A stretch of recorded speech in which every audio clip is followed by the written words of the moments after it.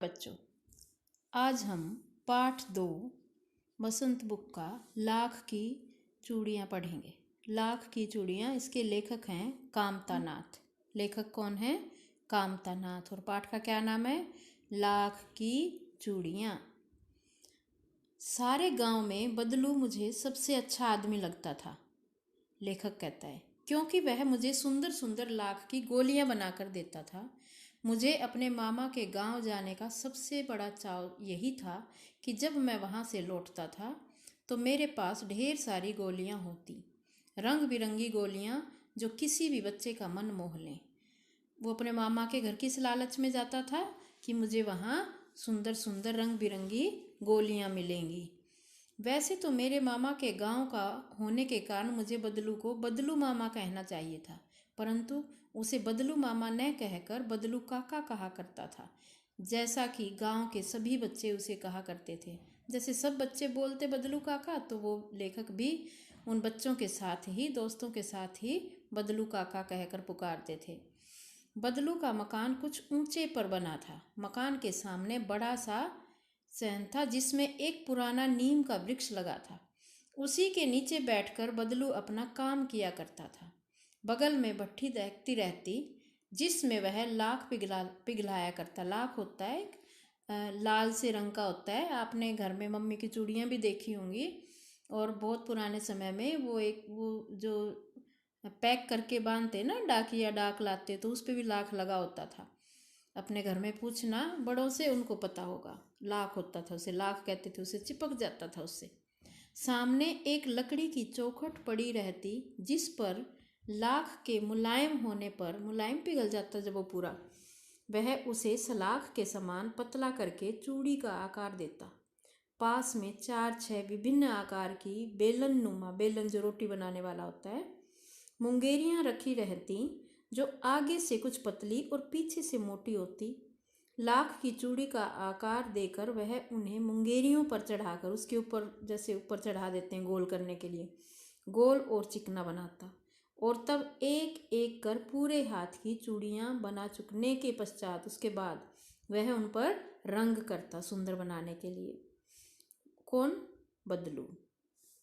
क्या काम करता था बदलू? चूड़ियाँ बनाता था। किसकी? लाख की। बदलू यह कार्य सदा ही एक मचिए पर बैठकर किया करता था जो बहुत ही पुरानी थी। बगल में ही उसका हुक्का रखा रहता जिसे वह बीच बीच में पीता रहता था। बीच बीच में हुक्का पीता था, जबकि हुक्का पीना गलत बात है, लेकिन पहले हुक्का पीते थे। गांव में मेरा दोपहर का समय अधिकतर बदलू के पास बीतता। किसका? लेखक का। वह मुझे लला कहा करता और मेरे पहुंचते ही मेरे लिए तुरंत एक मचिया मंगा देता, ये जो बैठने के लिए जिस पर ये बैठे हैं। मैं घंटों बैठे बैठे उसे इस प्रकार चूड़ियाँ बनाते देखता रहता। लगभग रोज ही वह 4-6 जोड़े चूड़ियाँ बनाता। पूरा जोड़ा बना लेने पर वह उसे बेलन पर चढ़ाकर कुछ क्षण, थोड़ी देर के लिए चुपचाप देखता रहता, मानो वह बेलन न होकर किसी नववधू की कलाई हो।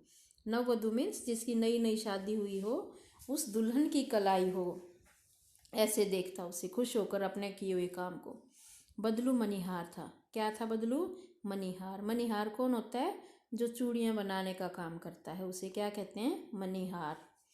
चूड़ियाँ बनाना उसका पैतृक पेशा था। पेशा मीन्स व्यवसाय था उनका। पुराने दादा परदादा सब यही काम करते थे, पैतृक पेशा था।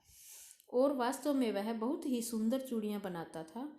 उसकी बनाई हुई चूड़ियों की खपत भी बहुत थी। खपत मीन्स सब खरीद लेते थे उससे, बहुत लग जाती थी, वो जितनी बनाता उतनी ही लग जाती थी। उस गांव में तो सभी स्त्रियां उसकी बनाई हुई चूड़ियाँ पहनती ही थीं।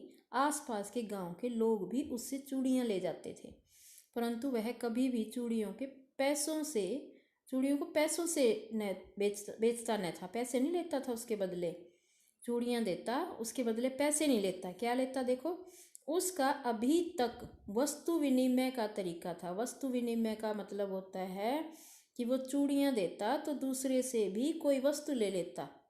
वस्तु के बदले वस्तु देना, वो कहलाता है वस्तु विनिमय। पैसे ना लेकर किसी चीज़ के बदले दूसरी चीज़ ले लेना।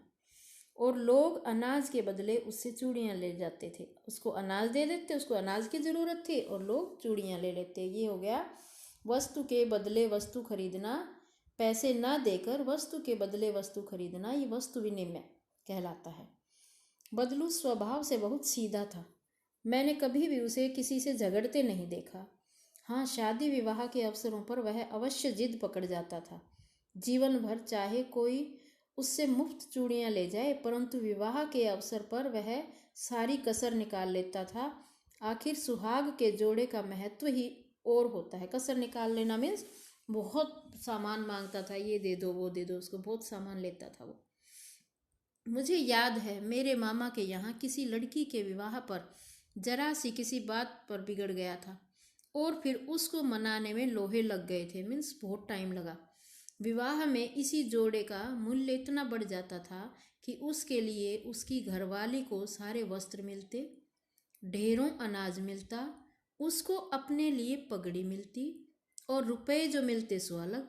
उसको उन चूड़ियों के बदले शादी वाले घर में से इतना सामान मिलता था और रुपए भी मिलते थे साथ में, सामान के साथ साथ।